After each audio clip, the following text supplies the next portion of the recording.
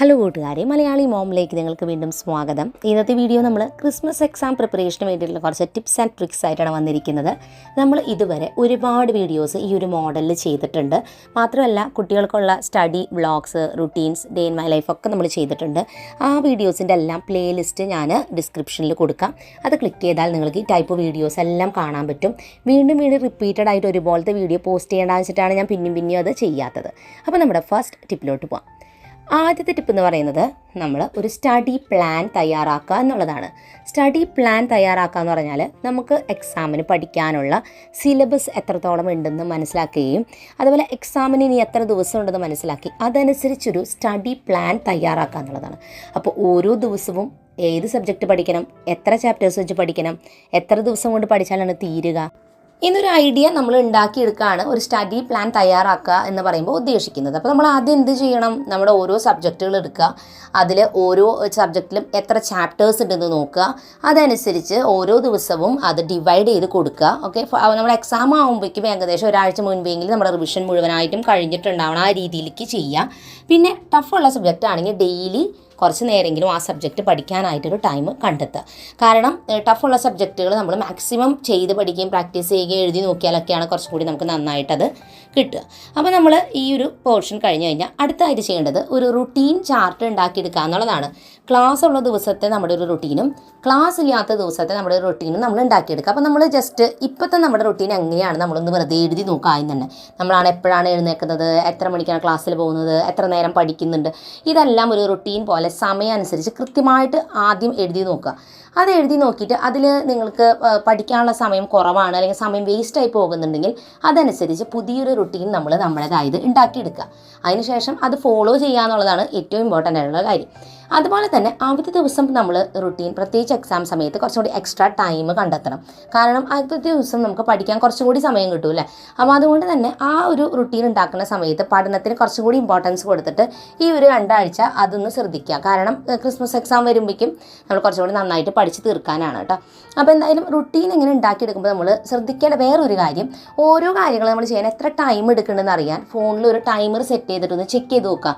ഓരോ ജോലികൾ ചെയ്യാൻ എത്ര സമയം എടുക്കുന്നുണ്ട്, പഠിക്കാനായിട്ട് എത്ര സമയം എടുക്കുന്നുണ്ട്, രാവിലെ എഴുന്നേറ്റ് കഴിഞ്ഞ് റെഡിയായി ക്ലാസ്സിൽ പോകുന്നവരെ കാര്യങ്ങളൊക്കെ ചെയ്യാൻ എത്ര സമയം നമ്മൾ എടുക്കണമെന്ന്, സമയം വേസ്റ്റായി പോകുന്നുണ്ടോ, അല്ലെങ്കിൽ നമ്മൾ ഫോൺ നോക്കി TV നോക്കി അനാവശ്യമായ കാര്യങ്ങളിൽ വെറുതെ ഇങ്ങനെ അന്വേഷണം നടന്ന സമയം കളയുണ്ടോ എന്ന് അറിയാൻ ടൈമർ വെച്ച് ഓരോ ജോലികളുടെയും എത്ര സമയം ചെയ്യണമെന്ന് അറിയുന്നത് നല്ലതായിരിക്കും.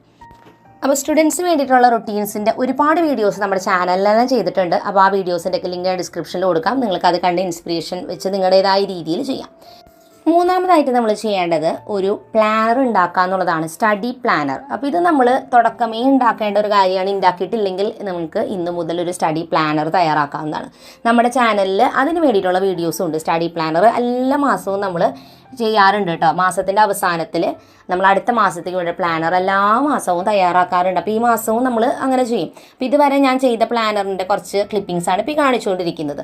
അപ്പോൾ നമ്മൾ ആ ഒരു മാസത്തെ പ്ലാനർ തയ്യാറാക്കുമ്പോൾ അതിൽ കലണ്ടറും അതുപോലെ ഓരോ മാസവും നമ്മൾ നമ്മുടെ ലക്ഷ്യങ്ങളും പിന്നെ ഓരോ ദിവസവും നമ്മൾ ചെയ്യേണ്ട കാര്യങ്ങൾ എന്നിങ്ങനെയൊക്കെയുള്ളതൊക്കെ തന്നെ നമ്മുടെ ഈ പ്ലാനറിൽ നമുക്ക് എഴുതി കൊടുക്കാവുന്നതാണ്. അപ്പോൾ അങ്ങനെ എഴുതി വെക്കുമ്പോൾ ഓരോ ദിവസവും നമ്മുടെ ഈ ഒരു പ്ലാനർ അല്ലെങ്കിൽ ഈ ഒരു ഡയറി എടുത്ത് നമ്മുടെ ചെയ്യേണ്ട കാര്യങ്ങളൊക്കെ നമുക്ക് കൃത്യമായി നോക്കി മനസ്സിലാക്കി അത് ട്രാക്ക് ചെയ്യാനൊക്കെ ആയിട്ട് പറ്റും.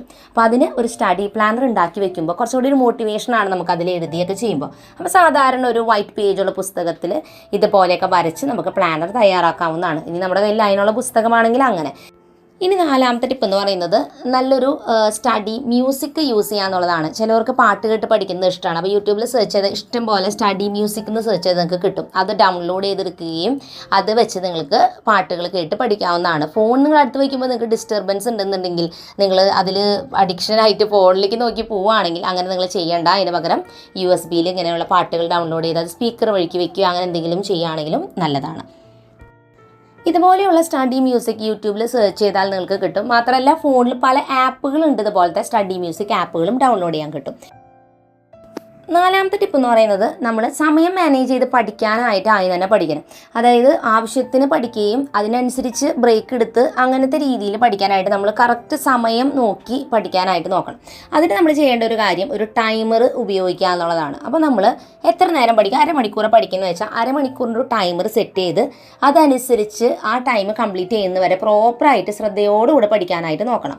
അപ്പോൾ അതിന് പല ആപ്പുകളും നമുക്ക് അവൈലബിൾ ആണ്. അപ്പോൾ നമ്മൾ ഏറ്റവും ഇഷ്ടപ്പെട്ട ഒരു ആപ്പ് എന്ന് പറയുന്നത് സ്റ്റഡി ബണ്ണി എന്ന് പറഞ്ഞിട്ടുള്ള ആപ്പാണ്. ആ ഒരു ആപ്പ് ഡൗൺലോഡ് ചെയ്യുകയാണെങ്കിൽ നല്ല ക്യൂട്ടായിട്ടുള്ളൊരു റാബിറ്റിൻ്റെ ഒരു ഇതുണ്ടായിരിക്കും, ടൈമറും ഉണ്ട് അതിൽ, നമ്മുടെ പഠനം ട്രാക്ക് ചെയ്യാനൊക്കെ അതിൽ പറ്റും കേട്ടോ. നല്ല സൂപ്പർ ആപ്പാണ്. അപ്പോൾ ഫോണിൽ അതാണ് ആ ആപ്പാണ് ഇപ്പോൾ നിങ്ങൾക്ക് കാണുന്നത്. അപ്പോൾ ആ ഒരു ആപ്പിൻ്റെ ലിങ്ക് ഞാൻ ഡിസ്ക്രിപ്ഷനിൽ കൊടുക്കാം. അത് ചെക്ക് ചെയ്ത് നിങ്ങൾക്ക് ഇതുപോലെ പഠനം ട്രാക്ക് ചെയ്യാവുന്നതാണ്. അതുപോലെ തന്നെ നിങ്ങൾ കുറേ അധികം സമയം പഠിക്കാൻ ഉദ്ദേശിക്കുന്നുണ്ടെങ്കിൽ നിങ്ങൾക്ക് പൊമഡോറോ ടെക്നിക്ക് എന്ന് പറഞ്ഞിട്ടുള്ള രീതിയിൽ പഠിക്കാവുന്നതാണ്. ഇതെന്താ നമ്മൾ ടെക്നിക്ക് എന്ന് വെച്ചാൽ 2 മണിക്കൂർ നമ്മൾ എക്സാമ്പിൾ പഠിക്കുന്നത് വിചാരിക്കും. അത് നമ്മളൊരു 4 സെഷനായിട്ട് ഡിവൈഡ് ചെയ്യാം. ഓക്കെ, 4 പാർട്ടായിട്ട് 25 മിനിറ്റിൻ്റെ 4 പാർട്ട്. 25 മിനിറ്റ് നമ്മൾ പഠിച്ച ശേഷം ഒരു 5 മിനിറ്റ് ബ്രേക്ക് എടുക്കുക. വീണ്ടും 25 മിനിറ്റ് പഠിക്കുക, ഒരു 5 മിനിറ്റ് ബ്രേക്ക് എടുക്കുക. അങ്ങനെ മൊത്തം 4 തവണ നമ്മൾ പഠിക്കും. അതിൻ്റെ ഇടയിൽ 5 മിനിറ്റ് ബ്രേക്കും ഉണ്ടായിരിക്കും. അപ്പോൾ ഇതിനെ പറയുന്ന പേരാണ് കേട്ടോ പൊമഡോറോ ടെക്നിക്ക് എന്ന് പറഞ്ഞിട്ട്. അപ്പോൾ ഇതിന് വേണ്ടി നമുക്ക് ടൈമർ ഉപയോഗിക്കാവുന്നതാണ്. യൂട്യൂബിൽ നിങ്ങൾ സെർച്ച് ചെയ്താൽ മതി പൊമഡോറോ ടെക്നിക്ക് അല്ലെങ്കിൽ പൊമഡോറോ ടൈമർ എന്ന് സെർച്ച് ചെയ്ത് കഴിഞ്ഞാൽ അതുപോലെ ടൈമർ കിട്ടും. ആ വീഡിയോ ഓൺ ചെയ്ത് വെക്കുമ്പോൾ നിങ്ങൾക്ക് കൃത്യമായിട്ട് ടൈം അനുസരിച്ച് ഇതുപോലെ മടുപ്പില്ലാതെ ബ്രേക്കൊക്കെ എടുത്ത് പഠിക്കാനായിട്ടും പറ്റും. അടുത്തൊരു ടിപ്പ് എന്ന് പറയുന്നത് നമ്മളൊരു വൈറ്റ് ബോർഡോ അല്ലെങ്കിൽ ഒരു സ്ലേറ്റോ ഒക്കെ പഠിക്കുന്ന സമയത്ത് ഉപയോഗിക്കുന്നത് നല്ലതായിരിക്കും കേട്ടോ. കാരണം എന്താ വെച്ചാൽ നമുക്ക് കുറേ പ്രാക്ടീസ് ചെയ്ത് ചെയ്യേണ്ട കണക്കുകളോ അല്ലെങ്കിൽ അങ്ങനത്തെ കാര്യങ്ങളൊക്കെ പുസ്തകത്തിൽ ഇങ്ങനെ എഴുതി കൂട്ടാന്ന് വെച്ചാൽ ഒരുപാട് പേജ് വേസ്റ്റ് ആവും. മാത്രമല്ല അത് ഭയങ്കര ബുദ്ധിമുട്ടാണ്. അപ്പോൾ അതിനും നമുക്ക് ഈസി ആയിട്ട് ചെയ്യാൻ പറ്റുന്നത് ഒരു വൈറ്റ് ബോർഡ് നമ്മൾ വീട്ടിൽ കരുതുക അല്ലെങ്കിൽ ഒരു സ്ലേറ്റൊക്കെ കയ്യിൽ കരുതുകയാണെങ്കിൽ ഇതുപോലെ നമുക്ക് അതിൽ എഴുതി പഠിപ്പിക്കാവുന്നതാണ്. പ്രത്യേകിച്ച് കുട്ടികളായാലും വലിയവർക്കായാലും അതിങ്ങനെ നമ്മളൊരു ടീച്ചറിൻ്റെ പോലെ വരച്ചൊക്കെ പഠിക്കുമ്പോൾ കുറച്ചും കൂടി മനസ്സിലേക്ക് കയറും. അപ്പോൾ നമ്മൾ ഉപയോഗിക്കുന്നത് ഇതുപോലെയുള്ളൊരു വൈറ്റ് ബോർഡും ഒരു സ്കെച്ചുമാണ് ഉപയോഗിക്കുന്നത്. അപ്പോൾ നിങ്ങൾ പഠിക്കാതിരിക്കുമ്പോൾ നമ്മൾ ആദ്യം നമുക്ക് പഠിക്കാൻ അവിടെ ചെന്നിരിക്കുമ്പോൾ ഒരു മോട്ടിവേഷൻ കിട്ടാൻ വേണ്ടിയിട്ട് ചെയ്യേണ്ട ഏറ്റവും ഒരു നല്ലൊരു കാര്യം എന്ന് വെച്ചാൽ നമ്മുടെ സ്റ്റഡി സ്പേസ് മാക്സിമം വൃത്തിയായും ഭംഗിയായും വയ്ക്കുക എന്നുള്ളതാണ്. എപ്പോഴും നമ്മൾ പഠിക്കാതിരിക്കുന്ന സ്പേസ് നീറ്റായിട്ട് ഇരിക്കുമ്പോഴാണ് നമുക്ക് അവിടെ ശ്രദ്ധിച്ച് പഠിക്കാനായിട്ട് പറ്റുള്ളൂ. അപ്പോൾ നമ്മൾ ആദ്യം ചെയ്യേണ്ടത് നിങ്ങൾ ഇപ്പോൾ പഠിക്കാനൊക്കെ ഒരു പ്ലാൻ ഉണ്ടാക്കി എല്ലാം ചെയ്ത് കഴിഞ്ഞാൽ നിങ്ങളുടെ സ്റ്റഡി ടേബിൾ പോയി ആദ്യം ക്ലീൻ ചെയ്യുക. അതുമ്പോൾ നല്ല ക്യൂട്ടായിട്ട് എന്തെങ്കിലുമൊക്കെ വെച്ച് അറേഞ്ച് ചെയ്യുക. കുറേ ടൈം വേസ്റ്റ് ആക്കരുത് കേട്ടോ അതിന് വേണ്ടിയിട്ട്. പക്ഷേ നമ്മുടെ കയ്യിലുള്ള പെന്നും പെൻസിലും നമ്മൾ ഉപയോഗിക്കുന്ന എല്ലാ കാര്യങ്ങളും അറേഞ്ച് ചെയ്യുക. ബുക്സൊക്കെ നീറ്റായിട്ട് അറേഞ്ച് ചെയ്യുക. അങ്ങനെയുള്ള കാര്യങ്ങളൊക്കെ ചെയ്യാം. അപ്പോൾ ഞങ്ങൾ എല്ലാ ഡിസംബർ മാസവും നമ്മുടെ സ്റ്റഡി ടേബിൾ ക്രിസ്മസ് തീമിലൊക്കെ ഒരുക്കാറുണ്ട് കേട്ടോ. അപ്പോൾ നമ്മളിത് ക്രിസ്മസ് തീമിൽ ചെയ്തിട്ടുണ്ടായിരുന്ന ഒരു മേക്ക് ഓവറാണ് ഈ കാണുന്നത്. ഇതിൻ്റെ വീഡിയോ ഞാൻ മുൻപ് ചെയ്തിട്ടുണ്ട്. വേണമെങ്കിൽ ഞാൻ ഡിസ്ക്രിപ്ഷനിൽ കൊടുക്കാം, നിങ്ങൾക്കത് ചെക്ക് ചെയ്യാവുന്നതാണ്. അപ്പോൾ ഇതുപോലെ നമ്മൾ നമ്മുടെ ഇത്രയൊന്നും ചെയ്യണമെന്നില്ല കേട്ടോ, സിമ്പിളായിട്ട് മതി. നമ്മുടെ സ്റ്റഡി ടേബിളൊക്കെ ഒരുക്കി വെക്കുമ്പോൾ നമ്മൾ ആ ടേബിളിനെ കുറച്ചും കൂടി സ്നേഹിക്കുന്ന പോലെയാണ്, നമ്മൾ ആ പഠിക്കാതിരിക്കുന്ന സ്പേസിനെ കുറച്ചും കൂടി ഇഷ്ടപ്പെടുന്ന പോലെ ഒരുക്കി വെക്കുകയാണെങ്കിൽ ഇത്തിരി കൂടി അവിടെ ഇരുന്ന് പഠിക്കാൻ നമുക്ക് തോന്നും. അപ്പോൾ ഇതിങ്ങനെയാണ് നമ്മൾ ചെയ്തിരിക്കുന്നത്. ഇനി അടുത്ത ഒരു കാര്യം എന്ന് വെച്ചാൽ പഠിക്കാനിരിക്കുമ്പോൾ നമ്മൾ ശ്രദ്ധിക്കേണ്ട കുറച്ച് കാര്യങ്ങൾ, പഠിക്കാൻ എക്സ്ട്രാ ടൈമൊക്കെ കിട്ടാൻ നമ്മൾ ചെയ്യേണ്ട കാര്യങ്ങൾ. ഒന്നാമത്തെ കാര്യം, നമ്മൾ എക്സാമൊക്കെ അടുക്കാറാവുമ്പോൾ കുറച്ച് നേരത്തെ എഴുന്നേൽക്കുന്നത് നല്ലതാണ്. നേരത്തെ എഴുന്നേറ്റിരുന്ന് പഠിക്കുമ്പോൾ നമുക്ക് സമയവും എക്സ്ട്രാ കിട്ടും. മാത്രമല്ല നമ്മൾ രാവിലെ എഴുന്നേറ്റിരുന്ന് പഠിക്കുമ്പോൾ മൊത്തത്തിൽ നല്ല സൈലൻ്റ് ആയിരിക്കും. നമുക്ക് കുറച്ചും കൂടി ശാന്തമായിട്ടിരുന്ന് പഠിക്കാനായിട്ട് പറ്റും നേരത്തെ എഴുന്നേൽക്കുമ്പോൾ. എണീറ്റ് കഴിഞ്ഞ് വന്നാൽ ചെറിയൊരു സ്കിൻ കെയറോ കാര്യങ്ങൾ ചെയ്യുന്നുണ്ടെങ്കിൽ അത് നിങ്ങൾക്ക് ചെയ്യാവുന്നതാണ്. മാത്രമല്ല നമുക്ക് നല്ല കംഫർട്ടബിൾ ആയിട്ടുള്ള ഡ്രസ്സും കാര്യങ്ങളൊക്കെ ഇട്ടിട്ട് വേണം നമ്മൾ പഠിക്കാനായിട്ട് ഇരിക്കാം. ഓക്കെ, ചൂടെടുത്ത് ആകെ അസ്വസ്ഥതയായിട്ട് നമ്മൾ പഠിക്കാൻ ഇരുന്ന് കഴിഞ്ഞാൽ തന്നെ നമുക്ക് പഠിക്കാൻ തോന്നില്ല. മാക്സിമം നമ്മൾ നല്ല നീറ്റായി ഒന്ന് വൃത്തിയായിട്ട് പഠിക്കാനായിട്ട് രാവിലെ വരുമ്പോൾ ഇരിക്കാം. അത് കഴിഞ്ഞാൽ നമ്മൾ എന്തെങ്കിലും ചൂട് വെള്ളമോ അല്ലെങ്കിൽ അങ്ങനെ എന്തെങ്കിലും ഇഷ്ടമാണെങ്കിൽ അത് കുടിക്കാവുന്നതാണ്. അപ്പോൾ ഇതൊക്കെ കുടിച്ച് കഴിയുമ്പോൾ നമുക്ക് കുറച്ചുകൂടി നമ്മുടെ ഉറക്കച്ചടവൊക്കെ മാറി ഇത്രയും കൂടി ഉണർവ് കിട്ടും. അപ്പോൾ ഞാൻ നേരെ ചൂടുവെള്ളമാണ് കുടിക്കുന്നത്. ചിലർ ചായ കുടിക്കുന്നവർ അങ്ങനെയൊക്കെ ഉണ്ട്. ചായ കുടിക്കുന്നതുകൊണ്ടൊന്നും കുഴപ്പമൊന്നുമില്ല. പക്ഷേ ചിലപ്പോൾ പഠിക്കുന്ന സമയത്തൊക്കെ നമുക്ക് ഉറക്കം വരാതിരിക്കാൻ അവിടെ കുടിച്ച് പിന്നീട് അതില്ലാതെ പറ്റാത്തൊരവസ്ഥയോ. അപ്പോൾ അങ്ങനെ വരരുത്. അങ്ങനെ എന്തെങ്കിലും വാമായിട്ടുള്ള ഡ്രിങ്ക്സ് നമുക്ക് ഇഷ്ടപ്പെട്ടത് എന്താ വെച്ചാൽ കുടിക്കാം. അപ്പോൾ നമ്മൾ അതൊക്കെ സെറ്റാക്കി വയ്ക്കാം.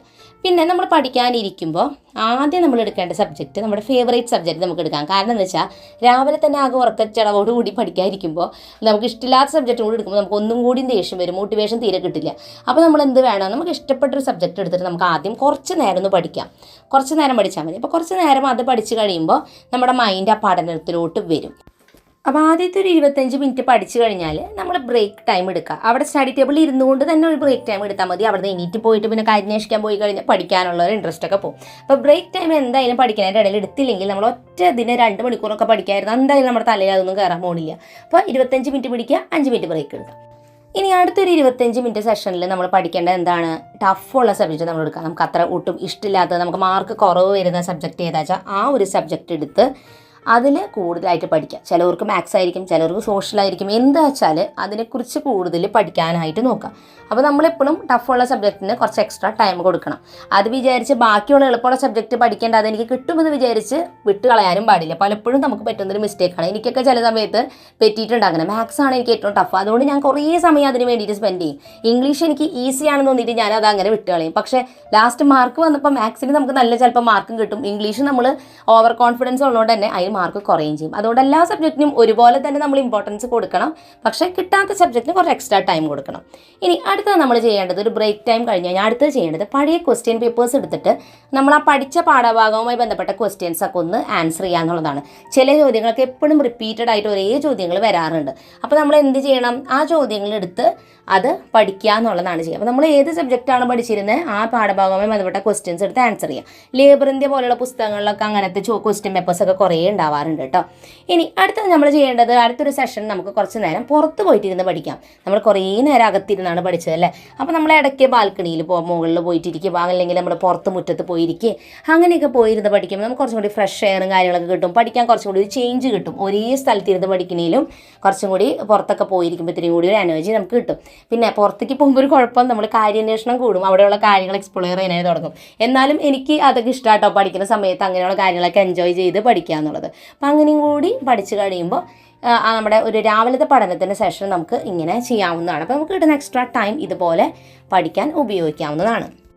ഇനി നമ്മുടെ ലാസ്റ്റ് ടിപ്പിലോട്ട് പോകാം. ഞാൻ എൻ്റെ മക്കളോട് എപ്പോഴും പഠിക്കുന്ന സമയത്ത് പറയുന്ന ഒരു കാര്യമാണ്, നിങ്ങൾ എത്ര മാർക്ക് മേടിക്കുന്നു, എത്ര മാർക്ക് ഇനിയിപ്പോൾ കുറഞ്ഞു പോയി, അമ്മയ്ക്ക് അതിലൊരു വിഷമവും ഇല്ല. പക്ഷേ നിങ്ങൾ പ്രോപ്പറായിട്ട് പഠിച്ചിട്ടുണ്ടാവണം. അതായത് നിങ്ങളൊരു കാര്യത്തിന് വേണ്ടിയിട്ട് എഫേർട്ട് എടുത്തിട്ടുണ്ടാവണം. പിന്നെ അതിൻ്റെ റിസൾട്ട് അത് എന്തെങ്കിലും ആവട്ടെ. പക്ഷേ നിങ്ങൾ ഒരു എഫേർട്ട് പോലും എടുക്കാതെ പിന്നെ മാർക്ക് കുറഞ്ഞു കഴിയുമ്പോൾ ഞാൻ അവരോട് പറയും, നിങ്ങൾ പ്രോപ്പറായിട്ട് പഠിക്കാത്തതുകൊണ്ടാണല്ലോ മാർക്ക് പോയത്. പക്ഷേ നിങ്ങൾ നന്നായി പഠിച്ചു എന്നിട്ടും നിങ്ങളുടെ മാർക്ക് കുറഞ്ഞു പോയി. നമുക്ക് അത് മനസ്സിലാക്കാം. കാരണം നമ്മൾ മാക്സിമം ട്രൈ ചെയ്തു, എന്തുകൊണ്ട് മാർക്ക് കുറഞ്ഞു പോയി. മേ ബി പേപ്പർ ടഫ് ആവാം, വിചാരിച്ച പോലെ എഴുതാൻ പറ്റിയിട്ടുണ്ടാവില്ല, അങ്ങനെ പല കാര്യങ്ങളും. അപ്പോൾ നമ്മുടെ എഫേർട്ട് നമ്മൾ മാക്സിമം എടുക്കണം. ഓക്കെ, അപ്പോൾ നമ്മൾ എഫേർട്ട് എടുക്കുകയാണെങ്കിൽ തീർച്ചയായിട്ടും അതിൻ്റെ റിസൾട്ട് ഏതെങ്കിലും ഒരു സമയത്ത് നമുക്ക് കിട്ടിയിരിക്കും. അപ്പോൾ ഇന്നത്തെ വീഡിയോ നിങ്ങൾക്ക് എല്ലാവർക്കും ഉപകാരപ്പെട്ടു എന്ന് വിചാരിക്കുന്നു. പുതിയൊരു നല്ല വീഡിയോ ആയിട്ട് വീണ്ടും നമ്മൾ വരുന്നതായിരിക്കും. അതൊരിക്കും എല്ലാ കൂട്ടുകാർക്കും bye bye and take care.